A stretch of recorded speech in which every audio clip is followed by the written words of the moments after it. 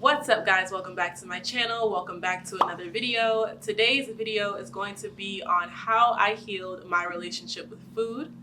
I decided to do this video today because I'm wearing this dress that I have not worn in I think almost 3 years, and I have not worn this dress comfortably because I was not in a body, I wasn't in a mental place I was super comfortable with. And today I decided to put it on. The weather outside is beautiful. It's just a gorgeous day today, so I decided to put on this dress and I feel amazing in it, and that is so rewarding. So it brought me to wanting to sit down and have a quick video on how I healed my relationship with food, which was not at all a very quick and easy process, and also discussing my fitness journey, my wellness journey, a lot of things that are encapsulated in the videos I do on this channel. So if you enjoyed today's video, don't forget to give it a thumbs up, don't forget to comment, and don't forget to subscribe to the channel and share this video with a friend if you think they could benefit from it too. So let's get into today's video. For anyone who's viewing this who might find that this content is too difficult for them to watch, please do not continue watching, listening, whatever, if this is too sensitive for you, and that if you need to go seek the help of a professional, I highly recommend it. I would not say to indulge in something that you know is going to trigger you, but I just wanted to put that there.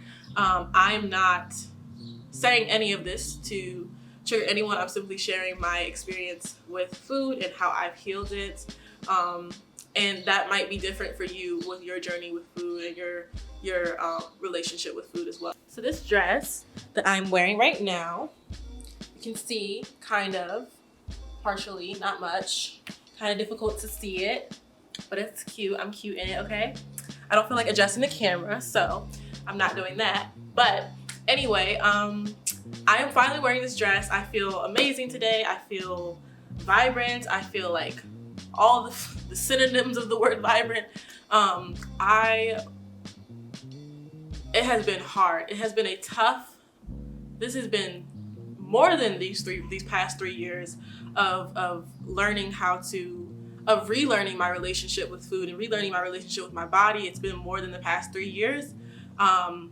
But especially in the past 3 years, I have had to, 4 years. In the past 4 years, I've had to reintroduce myself to myself in terms of eating healthier, in terms of enacting a fitness routine that is effective for me and effective for who I am now, not the athlete that I was in high school or the athlete that I was in college.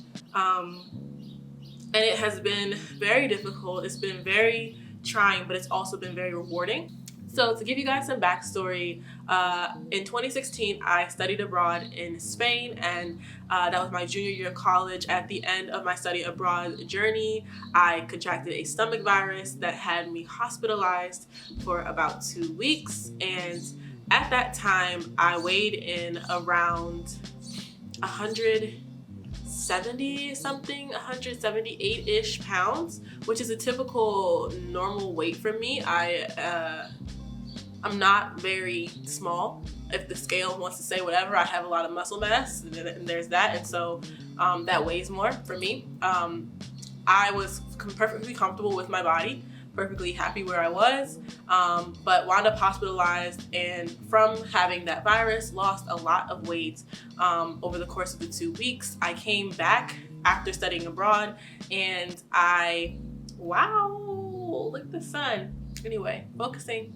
I came back after studying abroad, and I was the smallest I had been since I was in like 7th grade. Probably around 160 pounds. It was definitely the smallest I have been in a very long time. And I wasn't comfortable in it. I wasn't comfortable being that small. I was not comfortable looking the way I did, especially after being sick for so long. And it took time to recover, but going from the Mediterranean diet that I loved and indulged in Spain, and then shifting back to the American diet of just like sugar, fat, sugar, salt, sugar, fat, my body felt that. So from the time that I returned in 2016 to which was like May 2016 to the, I guess I'll say January, February of my senior year of college, which was obviously February 2017, I gained a total of 40 pounds. So I went from about 165 pounds around that number, to 215 pounds. And it was super quick. At least it felt super quick. It was disorienting. It was frustrating. And at the same time, I was so absorbed in the stress of graduating college and the stress of just trying to navigate what that phase of life was that I didn't give it the attention that I needed to. I didn't pay attention to what was happening. And so my emotional eating habits became a huge thing. And they became something that they were like a coping mechanism in many, many ways. So I was emotionally eating, and my relationship with food, which had at one point been fine, kind of got distorted from having a stomach virus in a different country, in a different continent, by myself, without my family there to support me. And I felt like before I got the stomach virus, before I went abroad, I think I had a pretty decent relationship with food, with my health. But I was also very exercising every single day, paying attention to what I was eating in a way that was healthy, but in a way that was also a little bit restrictive in some ways. And that restriction kind of went out the window after I got a stomach virus. Feeling that, which is not my first time getting a stomach virus, feeling it again in a different place like that made me think yeah, whatever, I'm gonna eat what I want because I've been restrictive and this happens, and so therefore I might as well enjoy food. And so when I came back, I was on this I'm gonna enjoy, but also I'm stressed, so I'm gonna enjoy even more. And so that fed into the total amount of weight that I gained, and my relationship with food just plummeted, not good whatsoever. I was using food as a way to handle all the stress, and that lasted for about 2 years. So it wasn't until 2019, somewhat in 2018, the end of 2018, that I really decided I'm gonna make a active choice to start to figure out what's happening with my body, unpacking that, and then unpacking the larger thing that was happening was what am I eating? Why am I eating it? Why am I feeling this way? And how can I start to heal that? And so I'm always talking about healing and wellness on this channel, and that comes from my own personal experiences with being unwell and not being healed, because I'm in a process of healing even as I record this video and share it with you all. So I made a commitment to figure out what was happening, and I did a lot of that through the process of journaling. Stay tuned for that. I did a lot of that through the process of being supported by family and friends and understanding what am I doing, why am I doing this, and a lot of it was also just behaviors with binge eating. It was the opposite side of restricting, which I had experienced very much as a teenager. I had been in a very restrictive kind of state when I had my first experience with weight loss, and then as a young adult, it was the opposite side, which was I'm binging, I'm eating a lot all the time. So yes, 2018 I made the commitment to figure this out, and then the entirety of 2019 with rigorous workouts, because I was always working out. I've never stopped exercising in any capacity. I love working out. I am a fitness, I love fitness. If I'm a fitness junkie, I don't know what I would say. I love fitness. I love the gym. I have been devastated from the inability to go to the gym. It's not fun for me, but you've seen on here on my channel the little videos that I've done for working out at home with my yoga mat. I'll link that up there. But I've always worked out. I've always loved working out. I don't think I'll ever stop working out. I'm always going to figure out some kind of way to move my body, to enjoy movement and exercise, and that just always makes me feel so good. So always have been working out. So I didn't have an issue with going to the gym. The issue when I realized the number on the scale and that my body composition, more importantly, wasn't changing, and that my comfort with my body wasn't changing, came when I knew that the workouts were being handled, but there was the other part of it, which was the food. So I really had to start to write down and track what I was eating. And I also started to ask myself, like, how will the food that I'm choosing to eat, like, how will this make me feel? And will this nourish my body? And if my body was to say something to me about how I've been treating it, what would it say? What would I say to it? And will we be honest in the relationship that we're having? Or will we just keep lying and saying that, like, oh, everything's fine? Because everything with me was not fine. And it wasn't just because of a number on a scale. That's not even where I'm taking this conversation. It was more so I was not comfortable within myself. I was not comfortable within the clothes that I had or in the way that I was presenting myself. It's really just a matter of comfort. And so that is what my relationship with food has gone from, being restrictive or being on the other end and binging, and knowing how to find that fine space of I eat what I want to eat when I want to eat it in quantities that are healthy for my body, but still allow me to enjoy and ultimately prioritize fueling my body with like the healthy nutrients and vitamins and nutrients and whatever, all that. Being healthy and focusing on wellness has been the priority for me. So I don't necessarily like to say healthy eating because that can be subjective, but more so like nutritional eating. Are you eating foods that are nutrient dense? I do recommend, if you are looking to improve your diet, going to see a registered dietitian, and you sure can go seek a nutritionist, but registered dietitians have a bit more credentials than nutritionists often do. So go and find a registered dietitian to talk with.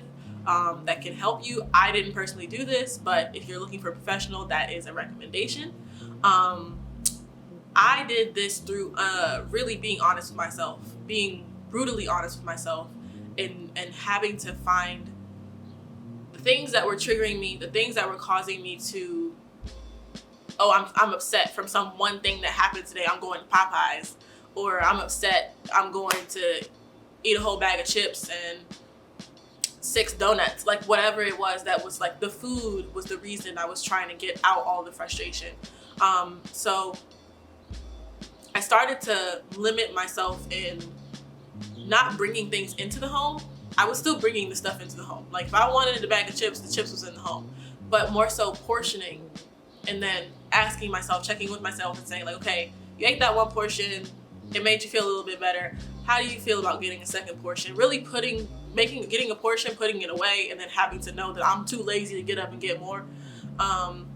And so over the course of 2019, I lost a total of 20 pounds, and that took the whole year because it was a back and forth of the mental and emotional part beyond just the physical part. So it did take me quite some time. And I do have a weight loss goal in mind. And I do have a body composition that I feel the most comfortable with. And I feel like I'm working more and more towards that every day. And that makes me feel a lot happier, a lot more comfortable. And I just wanted to take the moment today to pause and to acknowledge that and to document that, because like I said, I'm wearing this dress that makes me feel good, and I'm reflecting on the journey overall and the fact that I still have some to go, because I know, like I said, I have an ultimate goal, but it's not a goal of a number as much as it's a goal of feeling comfortable, feeling content within myself, feeling like I fill out my clothes in the way that I want to, and in a way that honors me and the person that I want to be, and on this wellness journey that I'm on. And so I wanted to share that with you guys. I hope that this has been a way to understand that, like, this is not a one-off kind of process. This takes a lot of time. I wanted to be very transparent about the fact that this is something that I've been working with for the past 4 years. It's not like, oh, you're one weight and then boom, you're another weight, and just in 3 months everything is better. Like, often that person that you see that has lost weight over the course of 3 months is still struggling or has struggled with something before or after that weight loss has occurred. And it's okay if yours takes longer than you thought it would. Because for me, I needed this time, this past 4 years, this past whatever, to really do the work. I wanted to make sure I was taking it slow and doing it properly, as opposed to going really fast and dismissing like the nuances of that work, to really heal my relationship with food, heal my relationship with my body, with myself. I think that my self-care has improved tremendously. And I just feel so much more confident about going forward, and about the woman that I am nurturing and the food that I'm putting into my body to really hold it close and to feel more of myself. So I hope this video was helpful for you all. I hope that you're having a wonderful Sunday. I am loving the sun giving me the light for this video right now. It's making me look great. If you watched this video and you enjoyed it, if you want to hear me talk more about my experience with wellness, with health, with fitness, with food, whatever, just let me know in the comment section. I would love to go into more detail. I don't mind whatsoever. I also know I didn't want this video to be super long, and we're pushing on 20 minutes. Thank you guys so much for watching today's video. If you enjoyed it, don't forget to give it a thumbs up. Don't forget to subscribe to the channel and stay tuned for more videos. I will see you guys in the next one next Sunday. Peace. You see my dress? You see my dress? You see it? You see my dress? You see it? You see it?